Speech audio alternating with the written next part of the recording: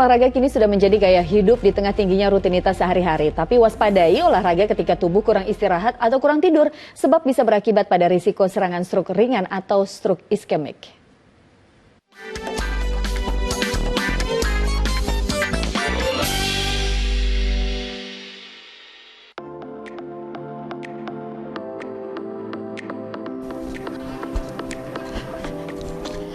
Waduh, seger banget nih. Abis olahraga tinggal lanjut kerja deh. Tapi tahu nggak, walaupun olahraga adalah aktivitas yang baik untuk kesehatan, tapi kalau dilakukan dalam kondisi kurang tidur, ini berbahaya loh untuk kesehatan, bahkan bisa menyebabkan TIA atau serangan stroke singkat yang disebabkan karena adanya penyumbatan singkat aliran darah ke otak. Wah, bahaya juga ya.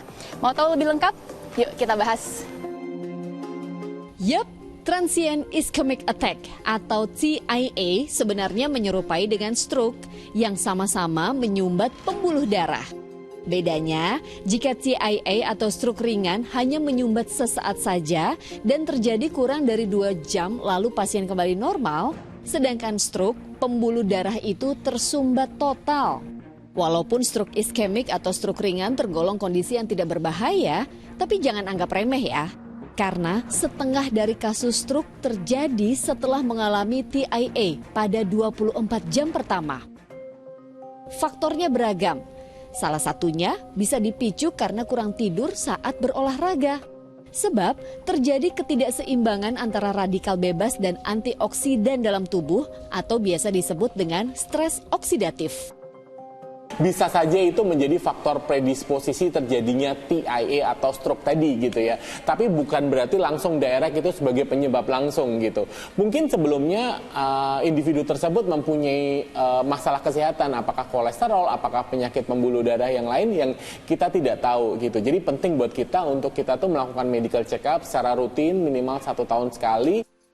Di tengah kesadaran berolahraga sebagai bagian dari upaya menjaga kebugaran, kesadaran untuk memperhatikan kondisi tubuh jangan sampai terabaikan ya. Kuncinya, jangan sepelekan waktu recovery atau pemulihan untuk tubuh kita. Pernah sih, Pernah. karena lagi ambil program ya kan, jadi maksain. Cuman efeknya itu nanti ke recovery-nya kurang. Biasanya kalau dari data biasanya itu HR naik.